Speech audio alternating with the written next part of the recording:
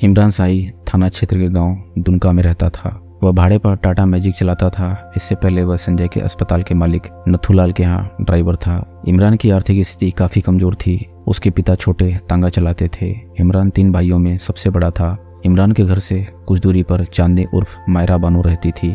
नाम के अनुसार उसके रूप की चांदनी भी लोगों को लुभाती थी। उम्र के 18वें बसंत में चांदनी का यौवन अपने चरम पर था। खूबसूरत देहिष्ट वाली चांदनी युवकों से बात करने में हिचकती थी। वह बात बात में शर्मा जाती थी। यौवन द्वार पर आते ही उसमें कई परिवर्तन आ गए थे, शारीरिक रूप से भी और सोच में भी। कई युवक उसके आगे पीछे मंडराते थे, लेकिन चांदनी इमरान को पसंद करती थी। इमरान काफ़ी स्मार्ट था। वह उसकी नज़रों से होकर दिल में उतर गया था। इमरान भी उसके आगे पीछे मंडराता था।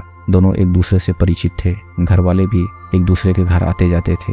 ऐसे में उनके बीच बातचीत होती रहती थी। लेकिन जब से उनके बीच प्यार के अंकुर फूटने लगे थे, तब से उनके बीच संकोच की दीवार सी खड़ी हो गई थी। जब भी इमरान उसकी आंखों के सामने होता तो उसकी निगाहें उसी पर जमी रहती। चेहरे पर इसकी खुशी साफ झलकती थी। इमरान को भी उसका इस तरह से देखना भाता था, क्योंकि उसका दिल तो वैसे भी चांदनी के प्यार का मरीज था। दोनों की आंखों से एक दूसरे के लिए प्यार साफ झलकता था। दोनों इस बात को महसूस भी करते थे, लेकिन बात जुआ पर नहीं आ पाती थी। एक दिन चांदनी जब इमरान के घर गई तो उस समय वह घर में अकेला था। चांदनी को देखते ही इमरान का दिल तेजी से धड़कने लगा। उसे लगा कि दिल की बात कहने का इससे अच्छा मौका नहीं मिलेगा। इमरान ने उसे कमरे में बैठाया और फटाफट 2 कप चाय बना लाया। चाय का घूंट भरकर चांदनी उससे दिल लगी करती हुई बोली, चाय तो बहुत अच्छी बनी है, बेहतर होगा कहीं चाय की दुकान खोल लो, खूब बिक्री होगी। अगर तुम रोजाना दुकान पर चाय पीने का वादा करो तो मैं दुकान भी खोल लूंगा। इमरान ने चांदनी की बात का जवाब उसी अंदाज में दिया तो चांदनी लाजवाब हो गई।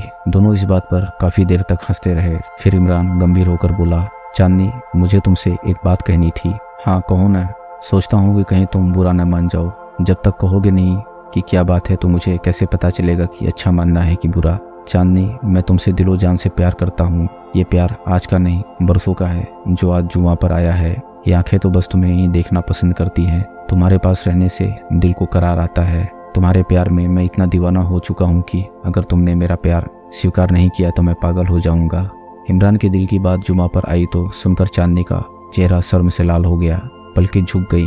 होठों ने कुछ कहना चाहा, लेकिन जुबान ने साथ नहीं दिया। चांदनी की यह हालत देखकर इमरान बोला, कुछ तो कहो चांदनी, क्या मैं इस लायक नहीं हूँ कि तुमसे प्यार करके तुम्हारा साथ पा सकूं? क्या कहना ही जरूरी है? तुम अपने आप को दीवाना कहते हो और मेरी आंखों में बसी चाहत को नहीं देख सकते। सच पूछो तो जो हाल तुम्हारा है वही हाल मेरा भी है। मैंने भी तुम्हें बहुत पहले से दिल में बसा लिया था, पर डरती थी कि कहीं यह मेरा एक तरफा प्यार न हो।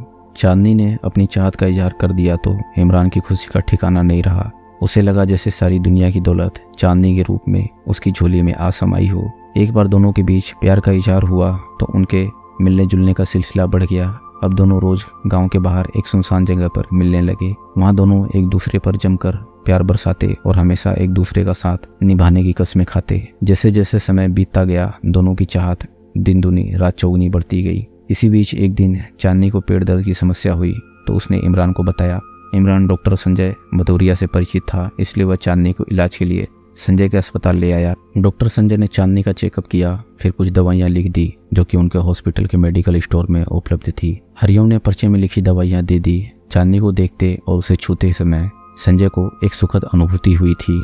चांदनी की खूबसूरती को देखकर संजय की आंखें चुंधिया गई थी, दिल में भी उमंगें उठने लगी थी। उस दिन के बाद से चांदनी संजय के पास दवा लेने अकेले ही जाने लगी थी। संजय उसे अकेले में देखता और उसे खूब बातें करता। बातों बातों में उसने चांदनी को अपने प्रभाव में लेना शुरू कर दिया। उसने चांदनी से दवा के पैसे लेना भी बंद कर दिया था।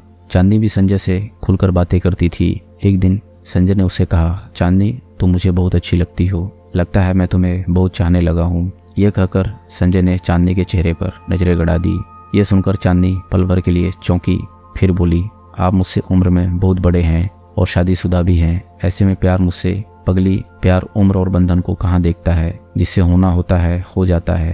तुम मुझे अब मिली हो, अगर पहले मिल जाती तो मैं तुमसे ही शादी करता। खैर अब वह तो हो नहीं सकता, उसकी क्या बात करें। मैं तुम्हारा पूरा ख्याल रखूंगा, तुम्हें किसी चीज की कमी नहीं होने दूंगा। मैं इमरान से प्यार करती हूँ और हम दोनों शादी भी करने वाले हैं। इमरान से प्यार करके तुम्हें क्या मिलेगा? वह एक मामूली इंसान है, तुम्हारी खुशियों का ख्याल नहीं रख पाएगा। मेरे पास पैसा है, शोहरत है, मैं तुम्हारे लिए बहुत कुछ कर सकता हूँ। हर तरह से आपकी बात तो सही है, लेकिन दुविधा में पड़ी चांदनी इससे आगे कुछ न बोल पाई। सोच लो, विचार कर लो, वैसे भी जिंदगी के अहम फैसले जल्दबाजी में नहीं लिए जाते। कोई जल्दी नहीं है, आराम से सोचकर बता देना। इसके बाद चांदनी अस्पताल से घर लौट आई। उसके दिल में तरह तरह के विचार उमड़ घुमड़ रहे थे। इमरान उसका प्यार था, लेकिन सिर्फ प्यार से अच्छी जिंदगी नहीं गुजारी जा सकती थी। अच्छी जिंदगी के लिए पैसों की जरूरत होती है।